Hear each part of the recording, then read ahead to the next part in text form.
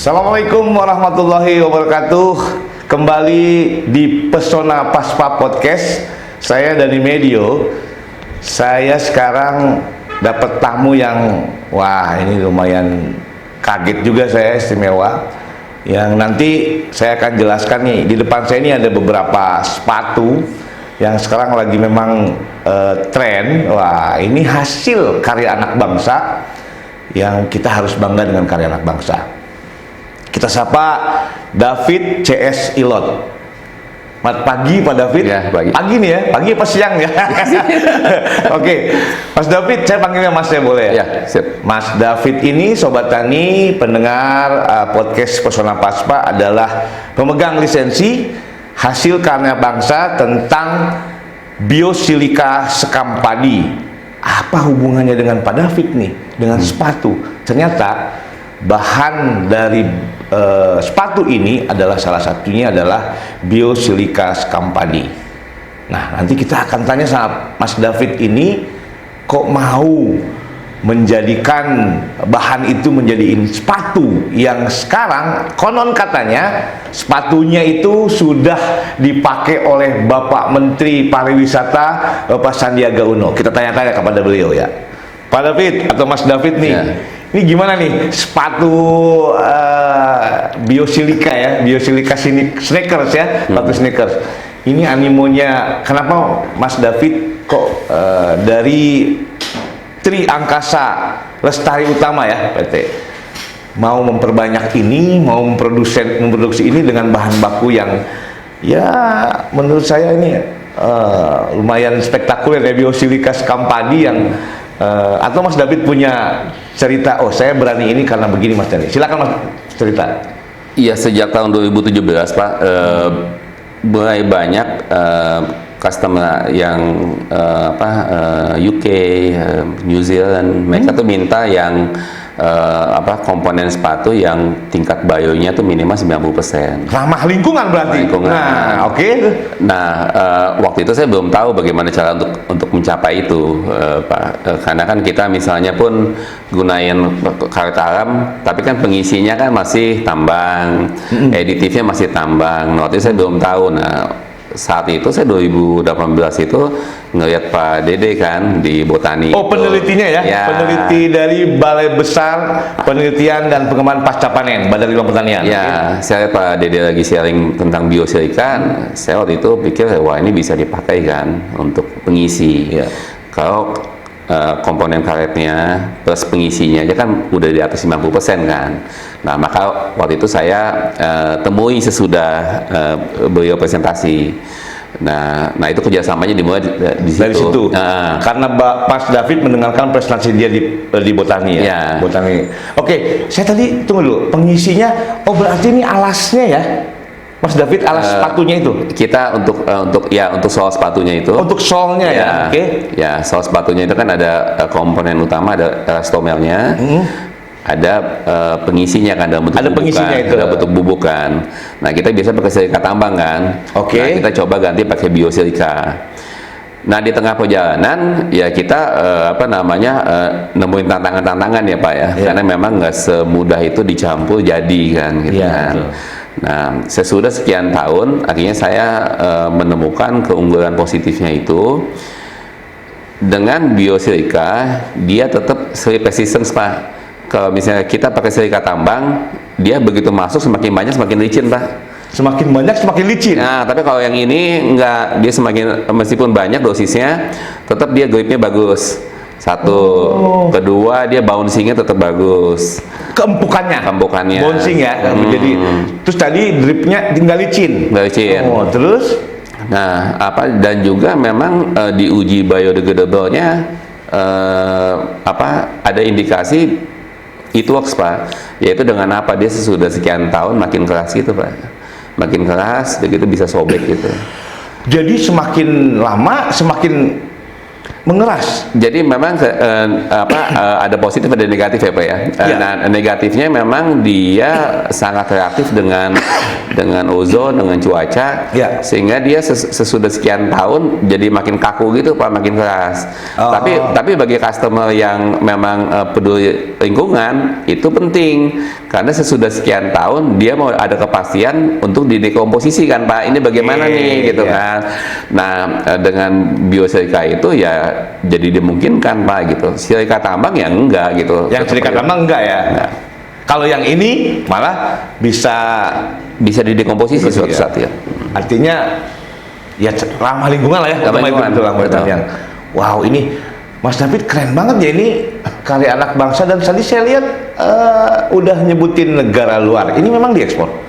Komponen ya Pak. Jadi Komponen, kita untuk komponen untuk Ausol udah diekspor ke New Zealand untuk perusahaan namanya Inaxi Limited. Komponen artinya itu ya tadi itu biosilika itu. Ya, Termasuk yang sekarang. ya.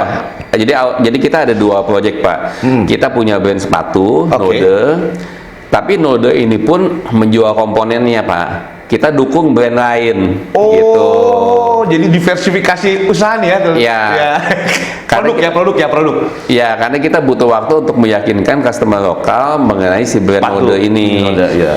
Tapi di luar negeri awareness-nya kan udah Ya. kebangun Pak. Nah, jadi Node pun dukung gitu. Inaxi Limited perusahaan Selandia Ya, Baru untuk komponen. jadi Mas David ini udah dengan komponennya diperkenalkan, diintroducing ke negara lain itu sebagai pemesannya, nanti akan masuk nih Node ya. Kesana arahnya atau suatu saat dunia internasional akan tahu bahwa komponen-komponennya dari Node, dan dengan ekspektasi Node bisa masuk pasar internasional, mungkin itu Pak. Sobat Tani, ini Node ini adalah nama yang dicantumkan nama di sepatu itu ya. Betul. Oke, ini karena ada visualnya, saya ini nih. Wah, ini keren loh, nggak kalah sama merek sepatu lain loh ya.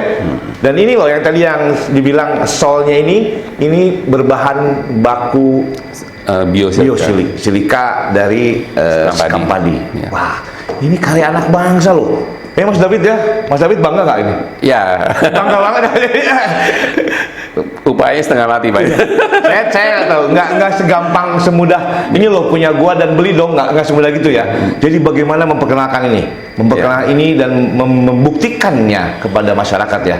Ya, Tentunya ya. Wah, ini tadi saya udah dengar bahwa ada positif negatifnya ya. Tadi produknya sebetulnya sepatunya ini namanya Node ini yang ya lumayan ada lambang agroinovasi. Emang ada lambang agroinovasinya dan warnanya juga tidak apa ya? Yang menurut saya mah ini kekinian nih, anak muda banget nih, Mas David ya. Ya. Mas David siapa nih yang ngedesain ini? Saya S2 saya desain Pak.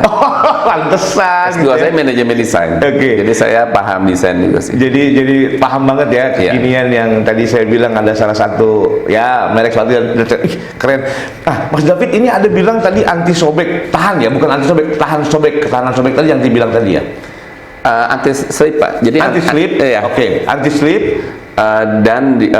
Jadi anti slip Pak, dan dia di bouncing. Bouncingnya itu. Oke. Kalau silika tambang enggak Pak, dia semakin banyak dosisnya, dia semakin licin Pak. Licin. Ini Sobat Tani ini anti licin. Makanya Pak Sandiaga, cerita dong waktu di Pak Sandiaga Uno. Wah, ini gimana nih? Ya, kita di launching. Jadi kita yang produk ini Pak itu 90% bionya. Nah, kita develop sepatu yang udah 100% bionya, dan TKDN-nya, tingkat komponen dalam negerinya pun 100%. Nah, kita difasilitasi sama Kadin untuk di launching sama Pak Sandiaga Uno. Nah, Pak Sandiaga Uno juga coba bukan 100% tapi coba yang 90% ini. Yang 90%. Beliau suka Pak. Saya ada sih foto-fotonya main basket pasti pakai ini gitu. Wow, Sobat Tani pendengar podcast Pesona Paspa ini, sepatunya ini udah dicoba oleh Pak Menteri Pariwisata Sandiaga Uno. Pak Sandiaga tuh dipanggilnya apa ya? Kalau di IG-nya tuh Papa apa gitu? Bang Sandi. Oh, Bang Sandi. Wah, ini keren nih. Mudah-mudahan teman-teman ternyata ini produk lokal dan produk karya anak bangsa nggak kalah dengan produk dari luar, dan ternyata terbukti. Dan saya juga pakai, Mas David saya punya, tapi yang warna ini nih. yang warna ada orange. Jadi saya pengen warna hitam tadi. Ini Mas David, ini kan udah diproduksi ya. Kemudian nih kalau misalnya teman-teman saya atau masyarakat di luar sana kalau mau beli gimana Mas? Kalau pengen nyoba, pengen pakai lah, pengen punya, ini gimana? Di mana? Bisa beli di website kami. Oh, ada websitenya. Sebutin aja Mas. www.nodeorganic.com atau di IG kami sama juga Node Organic. Oke, Node Organic ya. Ya. Ini www.organic.com. Oh, jadi organik ya? Ya. Node Organic. Node tuh NODE ya? Ya. Node.organic.com. Ya. Wah, itu bisa pesan di situ langsung ya? Bisa. Dan juga di IG. sosmednya, di IG-nya sama namanya? Node Organic, ya. Node Organic, NODE Organic. Ya. Ya. Follow dia dan bisa pesan dari situ. Siap. Foto-fotonya ada ya di IG ya? Ada. Wah, Mas David keren banget ini. Ini adalah pemegang lisensi hasil karya anak bangsa, yaitu biosilika berasal dari sekam padi yang bisa menjadi sepatu yang mereknya Node, hasil karya anak bangsa. Tentunya ini kita harus bangga dengan hasil ini. Oke, Mas David, ada yang sampaikan lagi? Dan kita ada produk lainnya Pak, maksudnya jadi selain dia bentuk padat, bahan padat, dia juga bisa dibikin foam Pak, basisnya biosilika. Juga kita bikin adhesive. Nah itu tetap ada komponen biosilika di situ sebagai salah satu komponen utama juga gitu Pak. Jadi sifat biosilika ini dia juga ketika masuk ke rubber kan teki Pak. Lengket. Dan dia ada poli-poli kan. Nah, kita memanfaatkan dua sifat tersebut tuh untuk bikin foam dan untuk bikin adhesive. Nah, itu juga kita pakai yang 100% itu Pak, yang kita kirimkan ke World Fashion Exhibition di Paris untuk tahun depan itu. Jadi sepatu pertama yang 100% bio. Nah, itu kita yang basisnya biosilika ya Pak. Outsole-nya, insole-nya, dan adhesive-nya. Semuanya adhesive juga ya? Adhesive-nya juga biosilika. Wow, ini saya kira cuma alasnya doang, enggak ya ternyata ya? Ya. Nah, komponen tersebut juga yang kita coba jual ke Selandia Baru itu. Jadi pertama kan dia outsole-nya, untuk nextnya kita outsole-nya dan insole-nya. Nanti nextnya lagi outsole-nya, insole-nya, adhesive-nya gitu Pak. Nah, kita coba substitut, kita bantu dia juga untuk 100% bio. Memang secara jangka panjang dia namanya keangkat, Node juga keangkat. Nah, kita juga lagi komunikasi juga Pak dengan agent di Spain untuk distribusi Node ya, bukan brand tersebut. Nah, kami juga sedang nego juga dengan salah satu brand Aussie Pak. Australia ya? Iya, mau untuk sendal sendal terapi. Nah, itu dia mau pakai nabati foam-nya. Nabati foam-nya ya? Ya, yang basisnya biosilika itu Pak. Wow. Kalau ada kendala nggak dari bahan bakunya? Kita kendalanya Pak, mesti bikin pabrik biosilikanya Pak. Ini tentunya mudah-mudahan ada yang denger nih, ada investor yang mau ini, mungkin siapa tahu, who knows ya. Ya. Jadi kendalanya adalah mesti bikin pabrik biosilikanya. Wow. Dan ini kita bicarakan ekosistem ya Pak ya. Ya. Biosilika satu komponen ya Pak ya. Tapi untuk bikin tadi ya, insole-nya kan ada 14 bahan. Nah, ada bahan kimia pendukung lain. Ada bahan kimia pendukung lain yang kita juga bakal mesti bikin. Jadi tugasnya Node ini berat Pak sebetulnya. Jadi dia mesti bikin pabrik biosilikanya, mesti bikin bahan kimia pendukungnya. Ya ini perjuangan yang tantangan yang nggak mudah Pak gitu. Tapi memang arah dunia kan menuju ke sana, ya kan. Mau 100% bio gitu. Ya saya pikir ini memang perjuangan berat di depan yang memang mesti dilewatin. Yang mudah-mudahan ada pelangi di ujung perjalanan ya Pak. Mas David, upayanya yang Mas David lakukan untuk menuju ke sana apa? Ya tadi kita learning by doing, Mbak. Learning by doing. Iya kan. Kita sebetulnya tadi kan also udah nggak ada komplain. Kita coba nambah satu komponen produksi kecil, kan kita yang New Zealand itu belum banyak, Pak. Iya. Tapi kita analisa tuh komentarnya bagaimana. Also senang. Wow. Terus kita bikin insol, kita analisa gitu Pak, kita learning by doing. Jadi sambil berjalan ya, berjalan. Sobat Tani, ini sebetulnya ya kita juga bisa, ini menginspirasi kita juga nih, selain Mas David bisa bekerja sama sesuai dengan pemerintah Badan Pertanian ya, Badan Pertanian yang penghasil atau hasil biosilika ini, dan mudah-mudahan nanti saya yakin kalau kita nggak harus semangat tuh Mas David ya, semangat. Mudah-mudahan nanti apa yang tadi dibilang tuh, pengen mesti punya pabrik atau penghasil biosilikanya, kemudian bahan kimia pendukungnya. Wah, ini keren Mas David. Jadi harapan yang Mas David sampaikan tadi mudah-mudahan ini bisa tercapai ini. Iya, jadi industri sepatu ya Pak ya, kalau kita bahas ya. Itu industri yang komponennya banyak ya Pak ya. Betul. Contoh ya Pak ya, ada outsole yang saya bisa bikin ya, outsole, insole, adhesive. Tapi kan jangan lupa kan juga benang. Ya kan Pak ya. Benang juga. Kain. Kayak ini ya, kain ya. Nah ini untuk benangnya kita masih setengah manual Pak. Karena benang yang kita punya katun maupun rami itu masih keset gitu loh Pak. Jadi nah kita butuh benang yang licin. Tapi kita di Indonesia nggak ada industri benang yang memang concern mengenai bio itu kan Pak ya. Ada di UKM kecil yang bikin benang, tapi jumlahnya nggak besar. Dan nggak banyak gitu. Nggak banyak. Nah tugasnya brand eco-friendly seperti Node ini Pak, untuk jaga konsistensinya, dia pada akhirnya mesti menumbuh kembangkan UKM benang, UKM kain, UKM apa. Nah itu yang sebetulnya ini tantangan luar biasa loh sebetulnya. PR kita itu. PR semua ini. Jadi Sobat Tani, pendengar podcast Pesona Paspa, tadi ternyata tidak hanya outsole, insole, dan adhesive yang lain, itu ternyata ada benang yang kita butuhkan, dan bio benang itu 100% kan nggak boleh ada plastik kan? Nggak boleh, ya, kan?